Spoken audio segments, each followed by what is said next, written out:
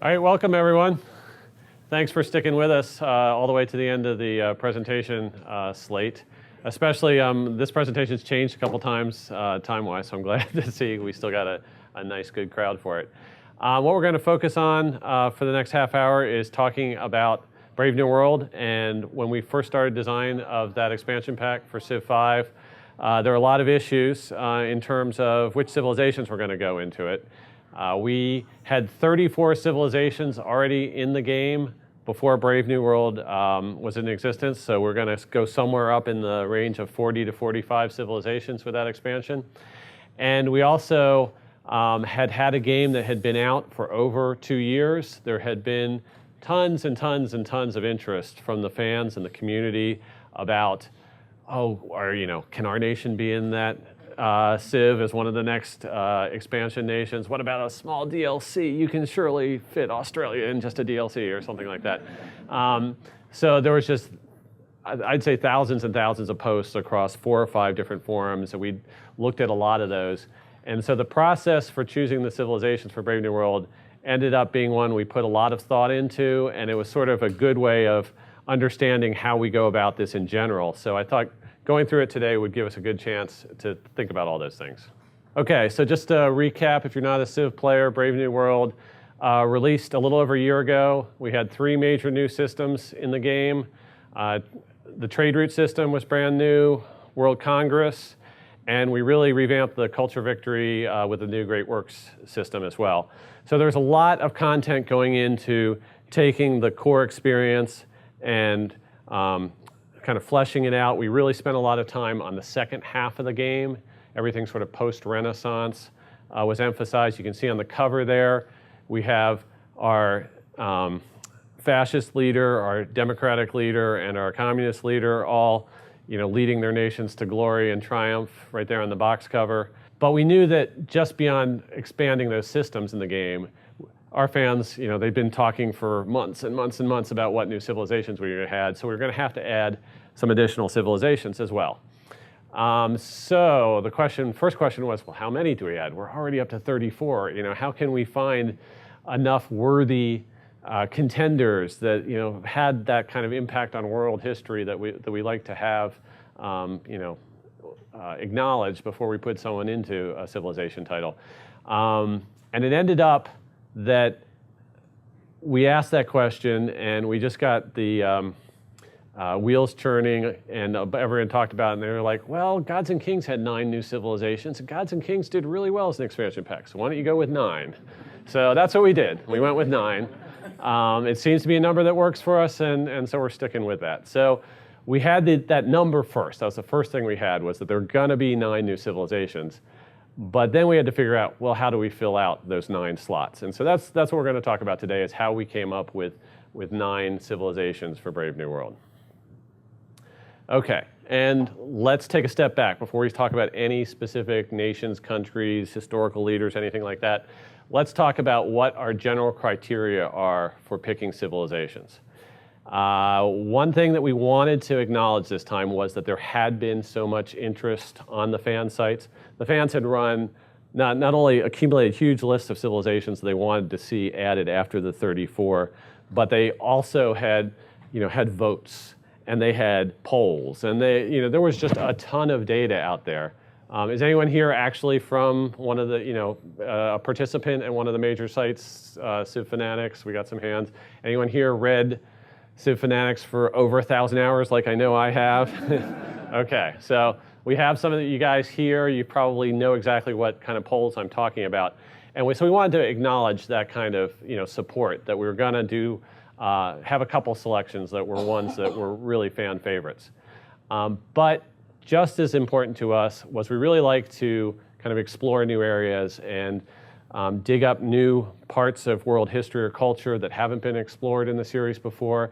And so I'd say equally important to us was coming up with civilizations that were brand new to the series and had never been tried out as either a new way to play the game or a new historical period to represent or a new culture to represent. So that was another important item. And then we wanted to make sure that we're maintaining the right level of diversity in terms of geographic region and historical time period.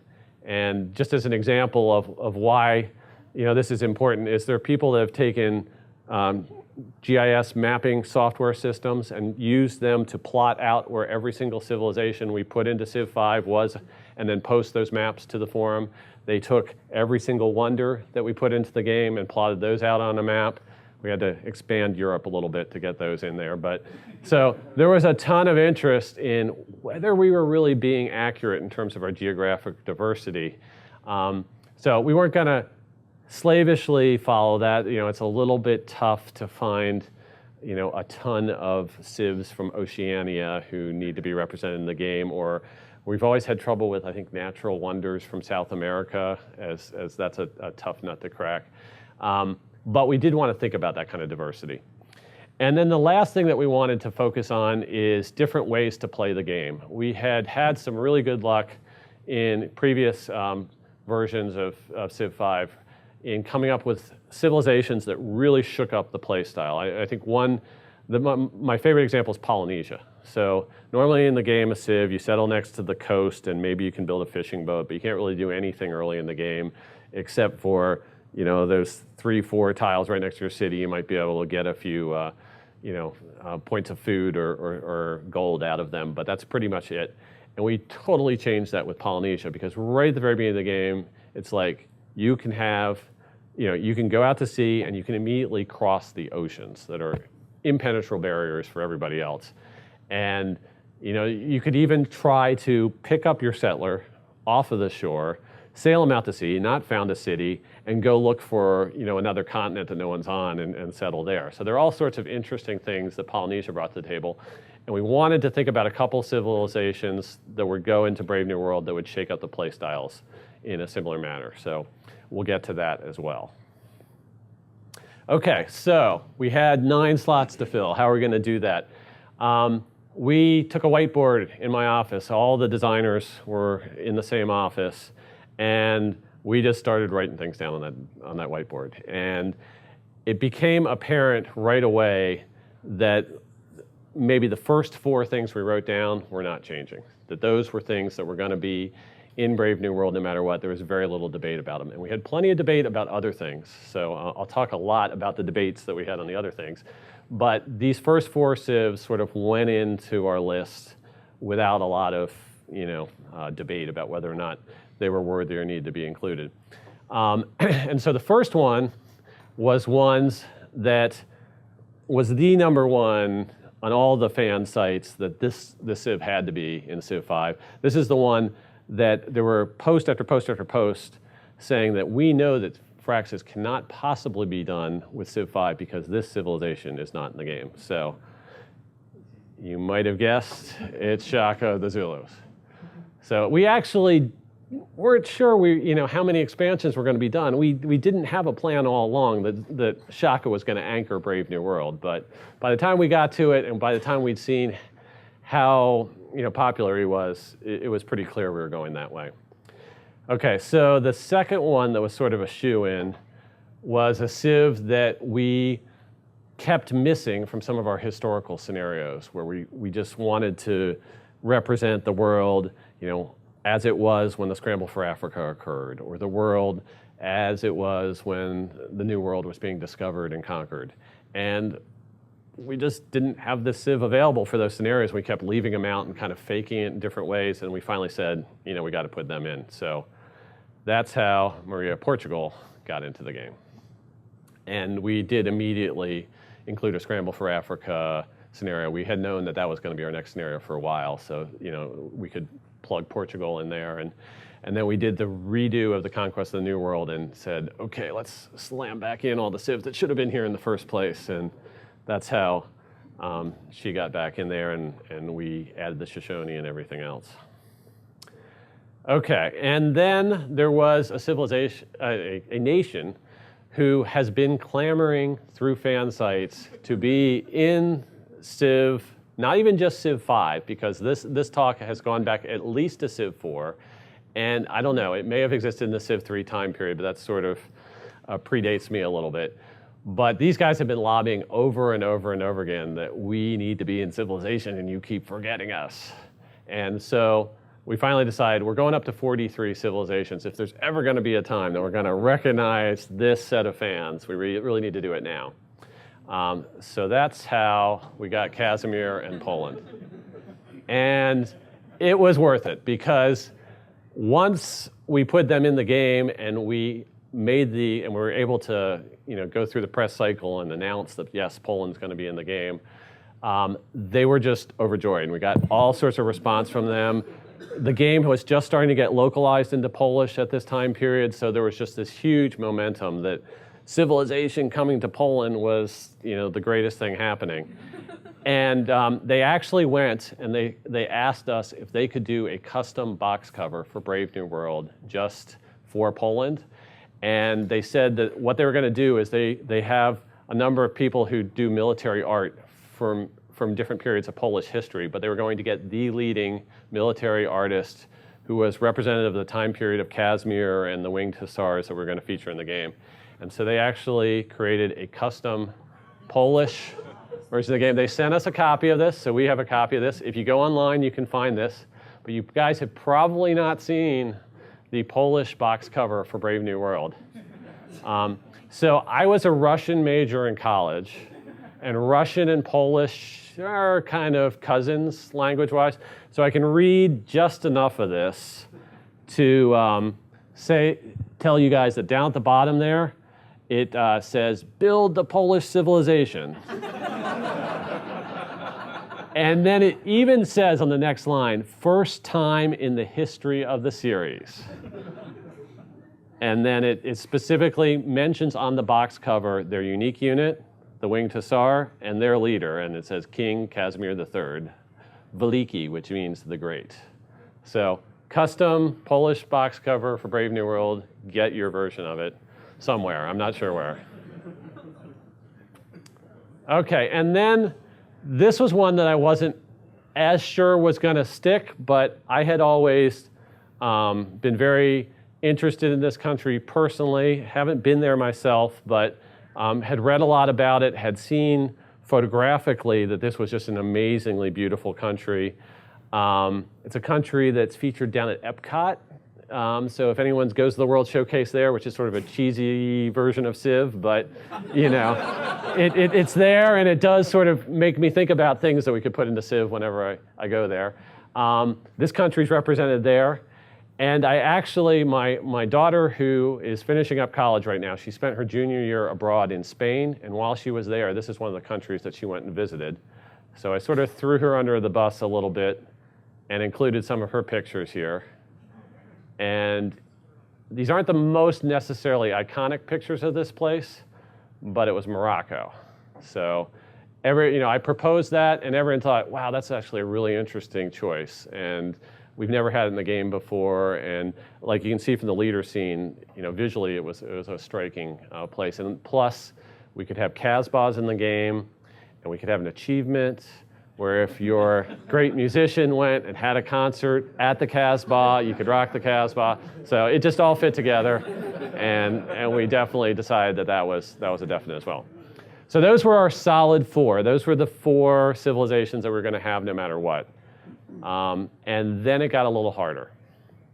So what we did is we were listing out countries, and we started realizing that on the whiteboard there were groupings, and that we were writing down names, and a lot of these were sort of from the same region or from the same time period, or just basically of the same ilk. And that we shouldn't have two or three of the same type of civilizations, but if we looked at sort of those different groupings that we were writing down on the whiteboard, we could probably come up and say, well, we're going to take one out of each of these four groupings, and that will be one of our civs for the 9 that we needed. So these are the four groupings that we came up with. The ancient Mideast, we could have Assyria, the Hittites, or Sumeria, all very famous Mesopotamian cradle civilization type of empires. And we only had Babylon, maybe Persia if you stretch it a little bit further historically, in Civ 5 at that point. So it was definitely a good place for us to look for another Civ. There was a list of countries that were former European colonies that had grown into large countries that had much more importance on the world stage. The Australians that I mentioned before. We have plenty of friends in Canada who like to play Civ and always wonder when Canada is going to get into Civ, and they're still not in, so we'll have to see. And then Brazil was another option there. We knew that we wanted to have a second representative of the native peoples of the Americas, and probably, since we already had Aztec, Inca, and Maya, we wanted to probably have a North American one. The Inuit was definitely something that we considered strongly. They do really, really well with that unique play style criteria because, you know, who else wants to settle on the tundra and the snow and the ice? But we ended up deciding that they are really tricky because you can't find known documented historical leaders for them. The fan sites have done a ton of Inuit Civs, and I love to see that. You can find Inuit Civs to play and download from Steam Workshop all over the place. But they always have like mythological leaders or, you know, leaders who there's like a few sentences on one Wikipedia page and that's all the documented knowledge about them. So we ended up deciding that the Inuits were going to be tough from that point of view. And then the fourth area we were looking for a Civ was Southeast Asia. And the Khmers had been in Civ before. Vietnam did pretty well in a lot of our fan polling. And then there was the whole Indonesian archipelago, and the Majapahit are the kind of main historical kingdom there, but nobody could pronounce it in our office, and everyone came by my whiteboard and was like, what the hell is that word? So we knew there was a little bit of a problem there. So I'll let you know how all these played out, but basically what we decided, the next thing we're gonna do was pick one out of each of these four categories. Okay, and we weren't just gonna pick it. It wasn't like it was my choice. What we decided we were gonna do was we were gonna actually poll the studio. So not all 150 people in the studio were gonna be voting on this, but anyone that had been working on Civ 5, the designers, the artists, the producers, the writers, the QA staff, we grabbed them all as they walked by my office. They were like, hey, you haven't voted yet. Come on in and vote for the Civs.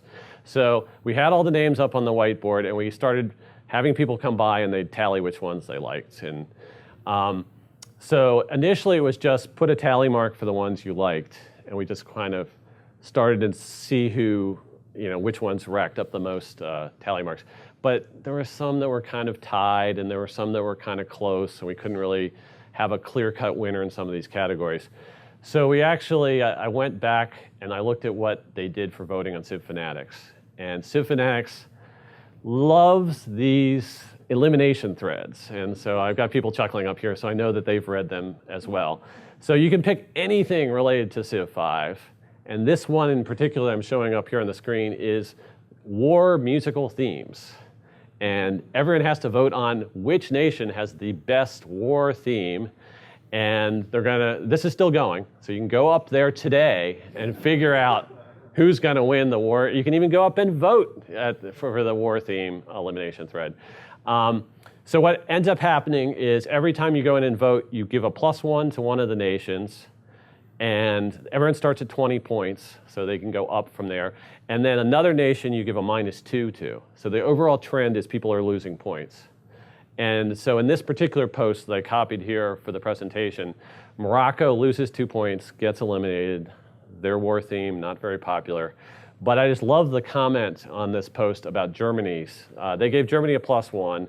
And you have to, whenever you vote for something, you have to give a reason why in any of these elimination threads. So for Germany, the reason was that chances are that in Germany during the Romantic period, Ludwig van Beethoven was thinking one day and wondered if a game like Civilization would ever exist, as well as if Germany would ever be a part of that game.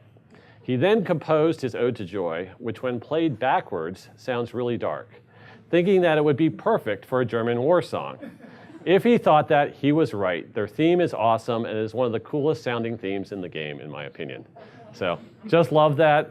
And that was sort of how we progressed. We started letting people have negative votes, and all of a sudden it came clear who we were gonna go with. So the winners. Okay, first of all, in that category of the ancient Near East, we decided that Assyria definitely trumped the other two because it had never been in the Civilization series before. It was just we kept looking. We're like, you sure it wasn't in Civ Rev or Civ 3 or Civ 3 Conquest? It never had been in at all. So Ashurbanipal won out and definitely was our clear-cut winner there.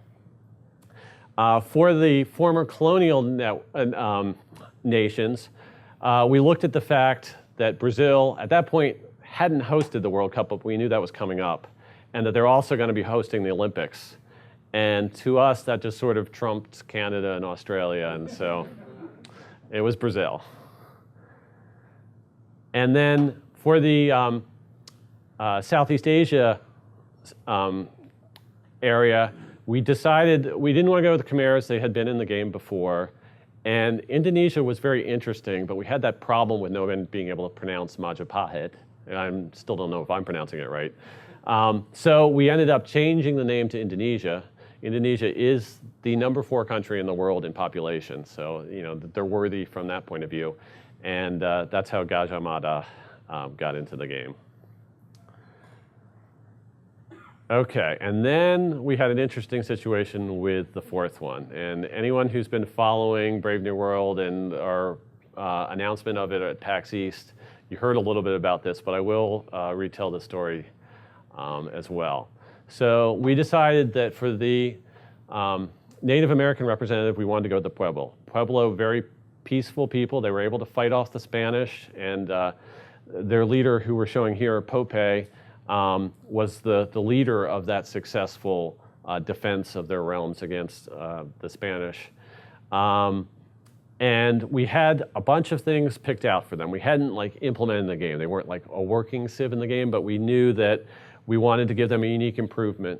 And that was going to be a tile that butted up against a mountain. And so what we would do is we would depict the cave dwellings that are, the Anasazi are part of the Pueblo peoples, and Mesa Verde, and those just very, very distinctive cave dwellings. Would have been awesome visually to have into a Civ game. So we had really, a cool set of different play style, very peaceful play style, some really interesting ideas for the unique improvement. So we were really excited about the Pueblo, and we got them to the point where we had written the scripts for the leaders, we'd done the background text for the leader, and the next thing that we needed to do was go out and find a native speaker. If you saw Lena's talk at the beginning of the day in the morning, you kind of got a little bit of a sense of what that process was like. And we found out there was a very, very limited number of people that spoke those ancient Pueblo languages. And in fact, they all sort of lived in the same area and were all part of the same council. And that council has been very, very concerned about having the Pueblo portrayed in video games, especially their leader Pope. They wanted to, he's a revered figure, and they feel like any computer game representation of him is going to be some type of caricature that they're not going to be able to support. So we ended up getting that feedback from them and having to think about, well, do we respect that? Do we try to look for somebody to fake it? What do we do here? And we just decided the best thing to do is just go ahead and honor that, respect their wishes and move on to somebody else. So we ended up sticking to the western half of the United States and looking at the native peoples there, and we came up with the Shoshone, who are also very cool. There was huge swaths of territory in the Pacific Northwest that were all under Shoshone control. We were able to come up with a nice, unique gameplay ability of them that when they first found a city, they get like twice as many hexes as anyone else does, so that they're really fun to play from the beginning. So we're still happy with the way it came out and what the choice of going to the Shoshone. I think it was definitely the right thing for us to do. But I don't know. I haven't checked. I was always sure that they were going to have Pope's picture would appear and we'd have some fan-created Pueblo Civs. I haven't actually gone out and checked to see whether that happened or not, but my guess is there might be one or two on Steam Workshop right now. Okay, and so for our last Civ, we have a pretty interesting story because we got to 8 and we were sort of stuck. We kind of had those 8. They made sense. The 4 that were the no-brainers, the 4 that were all done by sort of the geographical basis, but we were kind of stuck on a 9th Civ. Venice is who it ends up with. I've given that away here. But it was actually the case that I wrote Venice up on the board right away. I just said, Venetian Republic. And everyone looked at it and was like, duh, Venice is a city. It can't possibly be a civilization. So it was up there on the board, and it was totally discounted by everybody as not being a workable idea. And I tried to bring in maps, showing, well, look at the Venetian Empire. They actually had all these cities all the way down the coast of the Adriatic, and they controlled Crete and Cyprus and a whole bunch of other small towns along there, and they had this vast trading empire, and they're really, really worthy. And everyone's like, no, they're really just a city. So we kept struggling with that we need a ninth Civ. We want one that has a really unique play style.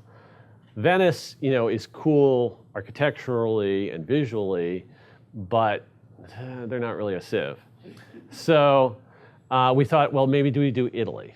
And we're like, but we already have Rome, so how do we do Italy? And that idea didn't necessarily work. We could do Florence, but that's just the same as doing Venice. It's still just a city. So we started thinking about some more, and finally, with this whole, is it worthy of being a Civ? We started thinking, no, maybe you're right. It's not a Civ, it's a city-state. But then we started thinking, what if that's the hook? What if the fact that they're a city-state is what's unique about the play style? So we started thinking about that, and we came up with, but then you wouldn't be able to build settlers. How is that going to work? Civ's a game it's a 4X game. It's a game about expand and exterminate and all those other X's. And if you can't build settlers, you can't even start on that process. So how could that possibly work? But Scott Lewis, who was the other gameplay programmer I was working with, he knew he was going to take the lead on this last 9th Civ, and he was trying to figure out whether or not Venice would work. And finally, he decided that this is actually great.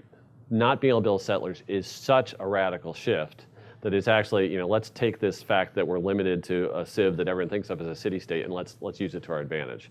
And so let's turn it on its head. And absolutely true, you can't build settlers, and we're going to make this work. So then we went through a process of probably 6 weeks where we had this Civ that couldn't build settlers, and they kind of suck to play because you couldn't build settlers. Okay, we were trying to do things to make it interesting to play them. We tried to figure out, should they just have all these crazy economic bonuses, and even though they're one city, it's like you're playing the one city challenge, but their empire doesn't really spread. We knew that one of their unique units was going to be the Merchant of Venice, so that was decided right away. We didn't really know exactly what he was going to do, but he was decided, hey, the name is just so good, we got to do that. And none of the some of the other Civs had great people overrides. There was a Khan for Mongolia, and so we thought, yeah, we could actually absolutely have a special version of the Great Merchant for Venice, but we had to kind of figure out what he was going to do. And so we took the Merchants of Venice, and there were two key moments where all of a sudden we decided that Venice was going to work. And the first one of those was when we decided the Great Merchants, what they usually do is they go to city-states and they have a little trade mission, and you get a lot of influence with that city-state and a lot of gold back. But what if the Merchants of Venice go to that city-state and they just buy the whole city-state? And all of a sudden now you get to control that city-state. But we wanted to stay true to the fact that you really only had one city that could do anything. And so we made it so that city-state that you bought had to be puppeted, and you never got to control what was being built there. Eventually we got to the point where you could buy new units there, which was definitely very helpful. So that was sort of the first step to making Venice interesting, because now you actually had an empire that could expand. It expanded in a very different way than anyone else's empire, but you were progressing across the map, and you did have a sense of expansion. And it was also super interesting. The trade route system was coming into play. The city-states that you bought became new trade hubs for you. So you were sort of developing this, trade empire point by point, and you were looking at the map and trying to find city-states that were like nexuses for trade that would be great places to send your merchants to. So the gameplay was evolving in a really interesting direction. And so sort of that's the last point, is we ended up getting Venice to all the way work when we kept adding to the trade system. It wasn't actually, from this point on, Venice was sort of in place, but we made some late changes to the trade system. One of the things we did very late in the trade systems was the internal trade routes, where you could send food and production from one city in your empire to another. And that, some people think Venice is overpowered in single player. That's probably why, is because they were underpowered until that was put in. We put that in, and all of a sudden Venice was just working. And actually Venice was very, very powerful. You get double the trade routes of any other Civ, and if you know how to use them right and you use those internal trade routes very effectively, you can get your empire building wonders and doing everything you need to do quite effectively. So that's the story of how we came up with the 9 Civs for Brave New World. It's sort of also a good example of anytime we're trying to think about what kind of content we're going to put into one of our civilization games, some of the thinking that goes into it, and some of the ideas that we're exploring. I think we're done for now, but I'm going to be here through dinner and the rest of the evening, so if anyone has any further questions, I'd be happy to take them then. All right, thanks.